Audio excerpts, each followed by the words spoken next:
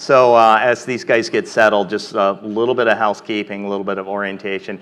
Casey had talked about AI. You can't run a conference these days without talking about AI. So after the break, we'll have a global marketing showcase in here, and we'll have the innovation showcase next door where we'll talk about AI. So Jim, don't know if you need that or not, but leave it to you. Thanks. Great. Well, again, thanks everyone. For let's get into part 2 here. Again, I loved Casey's kind of closing comments there around leverage your partners. That's what we're going to be talking about in large part here. And I'll get each of our panelists here to introduce themselves. But I wanted to give a shout out to Karen, who probably a couple of years ago you said we need to have more coverage of how are you working with some of your international partners. So with that, Karen, please introduce yourself, and we'll get the others as well. Let's see. Is that on now? Okay. Hi, everyone. I'm Karen Devaney. I'm the AVP of International Digital Strategy and Operations for Bath & Body Works. Bath & Body Works, most people probably know it here. We have over 1,800 stores in the U.S. Internationally, we have over 400. We're live and selling in over 30 countries right now, a lot of that growth coming from the COVID years. And also in some marketplaces. So a lot of learning. All of our international partners today are franchise-based, so they own and operate their own platforms, websites, really translating and localizing the U.S. experience for their customers. Great. Mike? Hi, everyone. Mike Singer, Director of International Partner Digital. So really focused on the digital strategy and execution for all of our franchise and international partners. Everything from sites, apps, marketplaces with those partners. We're in a bit over 30 countries now, and then separate from our cross-border business, so just focused on the digital partner business.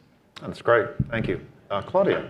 Hi, everyone. I'm Claudia. I'm the Director of Ecommerce for Diane von Furstenberg. And a little similarly, where like D2C, it's mainly digital for us right now, but we have around 70 stores that are franchise partners based in China. And we're currently opening up a lot of stores in London. We have a store in Belgium. And we're working with a lot of platforms like dropship business with like Farfetch, 24S, and so on to kind of grow our international business. Yeah, and we'll come back to talk about things like your recent launch, with Farfetch and so on. But Mike, let's kind of start with you because when again, pleasure to kind of get to know you, recently. Thank you, Karen, for making the introduction, but this role that you have, at Victoria's Secret, that seems unique. Give us a little bit of the backstory. Why was it, why were you charged, with your mandate? Yeah, the partner digital role is about a year old, so as long as I've been in the role. I think the focus was really just on ensuring that I think we had some standards of execution across all of our partners worldwide, and then stealing some points from Valerie from the meeting before. I think just that alignment internally on how we're showing up for the customer internationally. So that's been the focus for the team in the last year. And give us a sense of, in working with some of your international partners, over the past year, does it run kind of the full, range of, their own digital capabilities, or, try to give us a sense of that. Yeah, like the first 6 months is just listening to all of the e-com leads from our franchise partners, and people with a ton of tenure who know a lot more than me, who are in the space, and so listening to them. And so, yeah, it spits the gamut in terms of what the capabilities are across those partners. But I think, in the long run, it's just ensuring that I think we're showing up to the customer, providing that right experience. And so there's a bit of table stakes, but then there's also just listening to those local partners and ensuring that, we're doing those special things in each market that localize the experience and make sure that it, we show up in the way that local customer expects to. And Karen, likewise, again, you've been working with your international partners, for how long now? 3 years now. I used to be at Victoria with Mike too, so our companies are very similar structurally. We used to be under one umbrella too, so a lot of similarities to what Mike's saying. So in your tenure over those 3 years, how have you seen some of your partners, digital capabilities change? And, you talked, Karen spoke at GELF LA earlier in the year around this push and pull, with your international partners. If you can talk to that and how they've been kind of growing with you. Sure. Definitely there's a wide range depending on the size of the partner, the scale, how they've built their own teams, the capabilities and the expectations of those markets. So not every market is lending itself as well to the digital channels. So, you have to think about things a little bit differently there, change your expectations, understand from the partner what their needs are. Brand awareness, what Valerie was saying before too is, a huge difference from region to region. Who knows us, who doesn't? How many stores we have in that region? Can the customer experience what you have there? So a lot of considerations and a lot of variations depending on the region itself and how long we've been there as a company too. The push and pull, I would say, is we own the brand. We need to make sure that we're, globally speaking the same language, figuratively, about, who we are, what our products are, how do we make sure that we educate features and benefits, things like that, that customers in the US might take for granted because they're so familiar with our products already. But then the partners need to, as Mike was saying too, what are those regional events that are important? Where are we standing for Diwali, Ramadan, those holidays that we don't celebrate as widely here in the US, making sure that we're relevant there, and what are we doing and making sure that we're culturally appropriate during all of these key events too. And yet, as Valerie, from American Eagle talked about, again, brand awareness and brand, I always think it's not just the awareness factor, it's the brand understanding factor that becomes so important. How much do they truly understand, what your brand stands for and so on. Again, that varies considerably in your markets. It does, for sure. And a lot of the tactics we've been using is, how do we use local influencers, social media, what are those places that we can get local representatives to speak on behalf of our brand in the way that customers within that region react. So we've had a lot of success there about really, not just performance marketing, but also how are you using, whether it's local celebrities, it's local, influencers that have a strong following to really tell that brand story. So that's a place where we've been really seeing some wins too. That's great. Claudia, let's talk a little bit about the DVF, business, and again, some of your, background, where, you've worked at Net-a-Porter and so on, but just talk about the role, the strategic role of, the DTC channel versus, stores, for example. Again, we heard Barbara, from Citizen Watch, kind of talking about that, and love to kind of, just hear a little bit more, where does DTC play versus other channels at DVF? Yeah, for sure. So we're actually a very small team, so that gives us a huge amount of opportunity to talk to our other counterparts. So I'm really close with my director of wholesale. And with that being said, you end up learning a lot about different markets. So for us, D2C, maybe a little bit over 70% of our business is based in the US, where it's the opposite in wholesale, where we have such a huge European, a huge APAC presence. So you start to kind of learn a lot about how is my customer interacting with the brand outside of the D2C channel, and how can I get her to convert. So when I was in Net-a-Porter, DVF is and was a top 20 brand, so I was familiar with it. But then from the other lens, I'm just oh, if Net-a-Porter is doing this, is what we have to anniversary if we want to compete with them. Same thing with Zalando, which is a German department store. They have very different payment methods. So when you're kind of learning about what other retailers are doing that are obviously very localized for that customer, you could kind of pick up a little bit of things, and you see conversion grow in that way, whether it's payment or what you were talking about in terms of holidays. In the US, Veterans Day lands on 11/11, which is Singles Day in every other part of the world. So in the US, we have to be Happy Veterans Day, and then everywhere else is Happy Singles Day. Go treat yourself. It's a little bit different. So that's kind of how we work with our partners, whether it's our partners in Belgium or Greece, or our wholesale partners, to kind of grow and expand our D2C business in that way. If that answers your question. Yeah, no, that's great. So, and I did want to touch upon, I love that you mentioned your inventory planning, background, and that was something that again, gives you that appreciation for your wholesale counterparts and so on. Has that been something that has really helped you, in fact, empathize perhaps, with some of your other channels? Yeah, I mean, if you have more stock, you technically have more marketing spend to play with. So if my wholesale team's listen, we have a lot of inventory, I'm let me just do some forecasting and see how much incremental sales I could do with X amount of spend. But that part's great. One of the things that actually, though, from an inventory planning standpoint, that I always find so interesting, whoever handles your merchandising is actually not aware of what back in stock means. So it wasn't until I was like at Net-a-Porter where we like sold out of something, and then someone was just like, whoa, we have like 100 units like of like wait list requests, and we're like, what do you mean you have 100 units? And then I'm like, wait, it's sized. Like huge opportunity. Like we would like maybe buy like a handful of larges and extra larges, and then there's like a whole business untapped.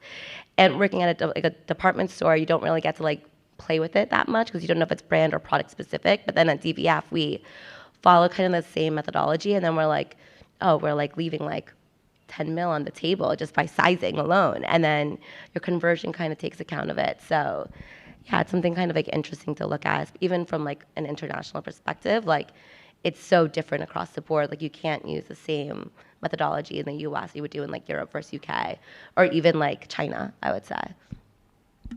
You know, and this is where, you know, Mike and Karen, love to hear more your perspective on you know, working with store, you know, partners, and how those responsibilities are kind of, you know, decided. Because again, you know, it's you know, as we were, you know, sharing earlier, you know, we think of, you know, global omnichannel being, again, you know, still very immature, still early stage. You know, how much, you know, again, how do you define, you know, who's, you know, doing what in a sense? You know, I don't know who would like to start, but Mike.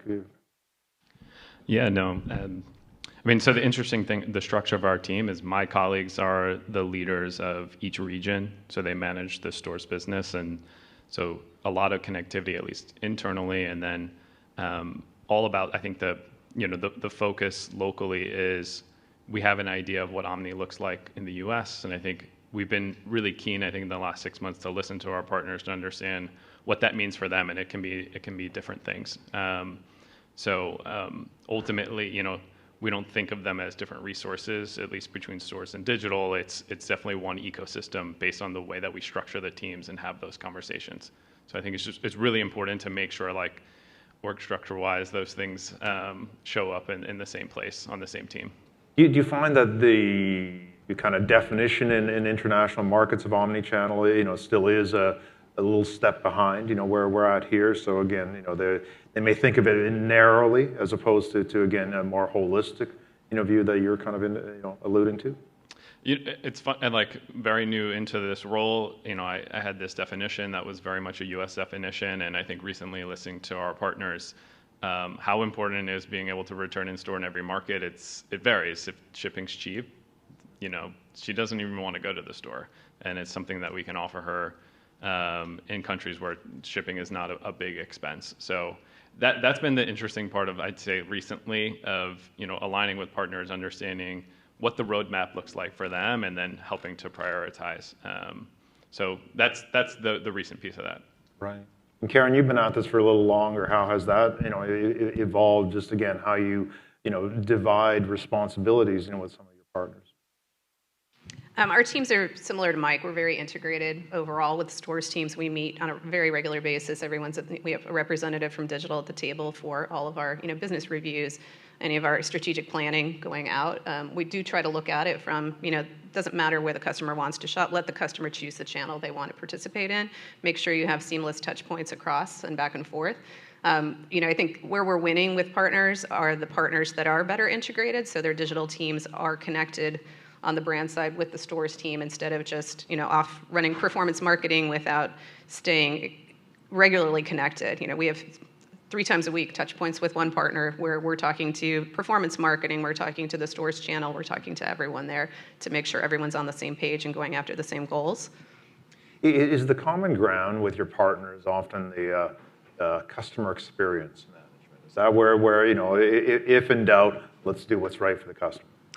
Yes, and that's really where it should be. If you think of, you know, the customer doesn't care what channel it is. They see you as one brand throughout. So you just need to understand, you know, how do we best service the customer where they want to be? And, you know, whether that's on digital, doing returns in store, do they want to pick up at the DC rather than in store because you have to pay to park at that mall? You know, there's a lot of things we've been learning too that are different around the world versus in the US. So, you know, just really, you know, to your point, what is the right customer experience and making sure you're meeting those expectations. Mike, similarly, again, you know, your partners look to you to say, hey, share some best practices, you know, with customer experience. Yeah, just the focus on the customer sort of removes a lot of the friction. So if you're having tough conversations, being able to use the customer as an intermediary is really important because you can say, look, this is what they need locally, and so that brings really an open conversation, a level of transparency. What I will say, and I will take no credit for this, but I think the organization's done, our group's done a really great job of trying to build trust with all of our partners, increase the level of transparency back and forth. And then that allows you to have tough conversations every week versus the one time a year if you see them in person, having those conversations then and building on that. So I think that's really been the success of that. And then, of course, you just have to admit what you don't know.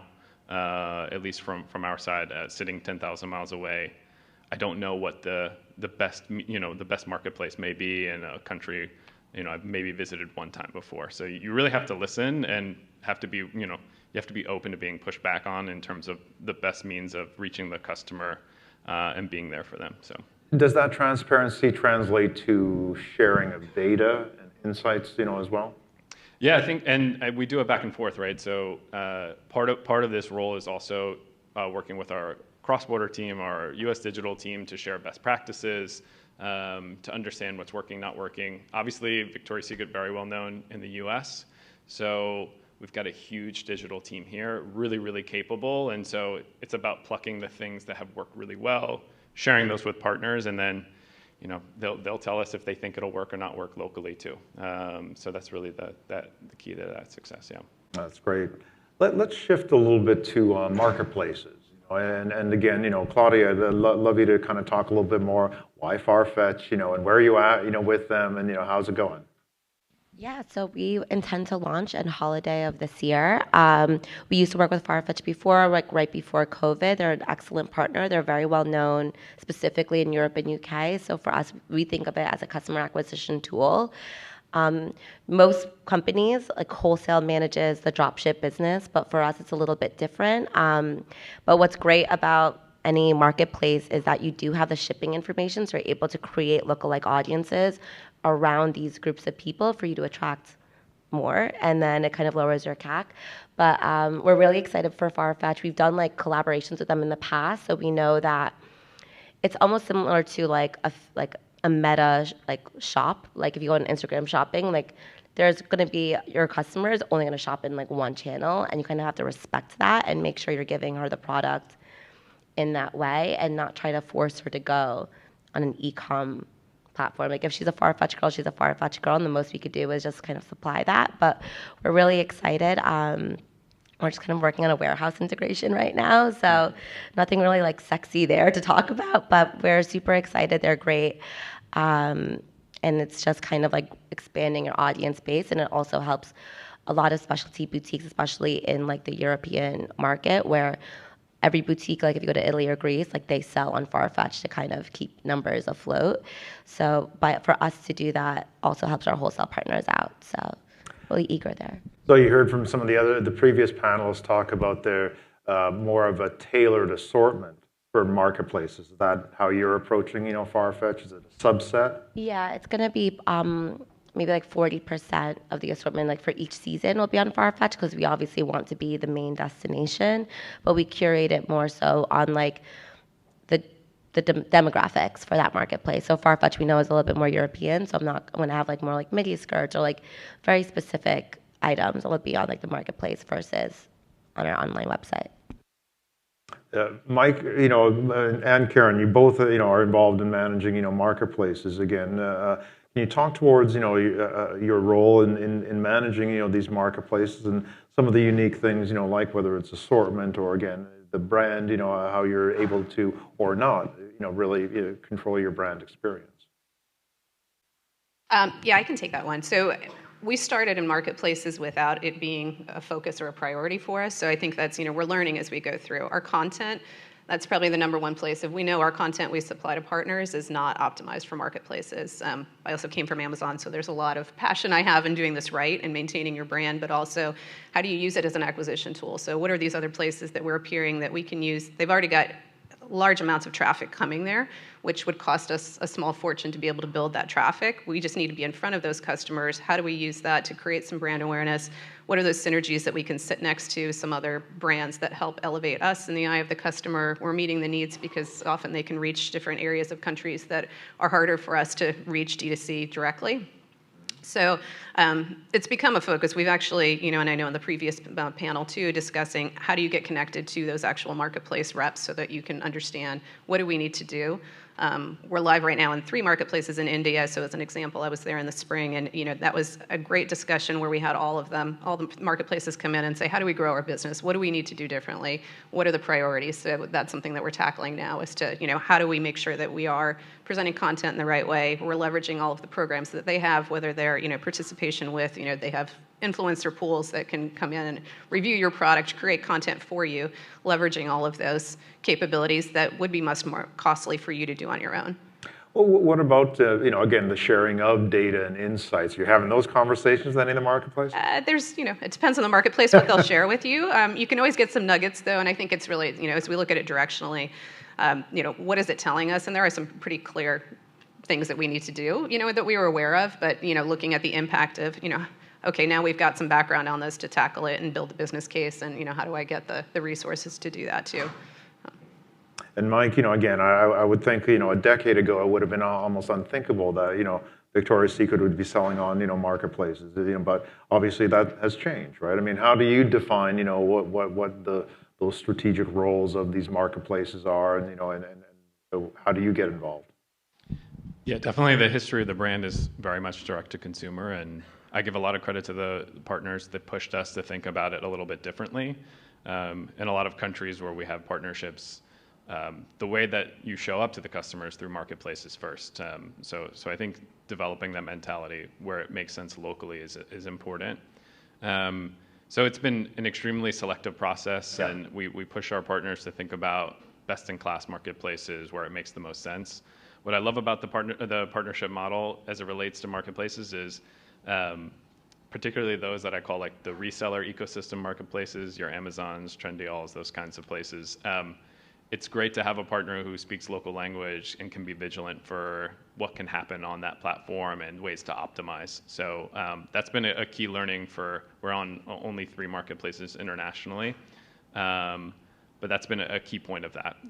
And so the way we start is you always start narrow, learn the rules of the marketplace, what makes sense, how to add more, what they're asking for, how to win, and then build from there. And so that's just been the learning curve right now that we're on in expanding internationally on those marketplaces. Do you think of it similar to what Claudia was saying, in terms of almost as a customer acquisition channel, and how do we migrate them, in a more of a share wallet play? Yeah, I mean, definitely in the places where marketplaces are the first place to look for product, I think that makes a lot of sense. And that's the way that partners have pitched us on it as well. Okay. Well, just in the time we have left here, I was hoping that we could touch more upon some of the organizational issues, but it's such a deep topic that I don't think we're going to be able to kind of dive into that right now. So maybe just again similar to the last panel, any words of advice for the audience here. I know that we've talked often around marketing issues, not to put words into your mouth, but Karen, do you mind starting just again, like what have you learned in your tenure that again the community here should know? I mean, I would say, and we touched on some of those earlier, but just the most important is building trust with your partners, making sure that you're aligned in your goals so that you understand the challenges they're facing. Sometimes you don't always understand what, if we're not all going after the same goals, you're never going to win. You're always going to have that push and pull as you framed it before. Claudia, let's go to you. What have you been learning that you'd like to kind of share and give some words of wisdom to the crowd? I honestly think saying nothing sometimes you'll learn so much, especially when you're talking to like international partners. Like talk to the people in your team, in your org. They definitely know something that you don't know, and just being able to kind of like sit there like you're not an expert, as you said, on everything is probably the best advice. And then see what other people are doing with your product that's selling it that you could maybe like mimic or do in like a more authentic brand way. Like we work for a founder, so we have to respect her and respect her story. But you could give and take a little bit to make sure that you're talking to the customer in a way who may not necessarily care about the story behind the brand, but more so about the product. Mike, bring us home. So I think generally the idea of working with partners, it may not be adopted by everyone, but I think having this patchwork approach is the best way to reach the customer everywhere. And so where you may not be able to get a lot of scale from cross-border, totally makes sense to leverage a partner. And so then it's all about building like a long-term relationship with that partner, building the trust there so that you can have active conversations about things that are going well, things aren't going so well on a week in, week out basis. So to me, it's all about building that trust and growing that relationship over, call it a multi-decade time period. So you think in long term. And I like that, word you said around patchwork. I think, we all have to remember that, we're still very early stage, with a lot of this, especially as we try to integrate, multiple, kind of partner channels as well as our own, channels. So it's something that, often we feel like, we're kind of behind, and yet, part of what, again, we'd love everyone here to take away is that it is still early. Again, that's where, we're all believers in kind of a testing culture. How do we, again, try to do this, in a smart way so that, it's not like we can flip a switch and all of a sudden we're humming along, beautifully, right? So again, it really is a bit of a patchwork, but I mean, that's why, again, we really appreciate, again, the experience and insights you guys have shared here today. So please, let's thank these panelists, and I'm going to ask my next panelist to come up.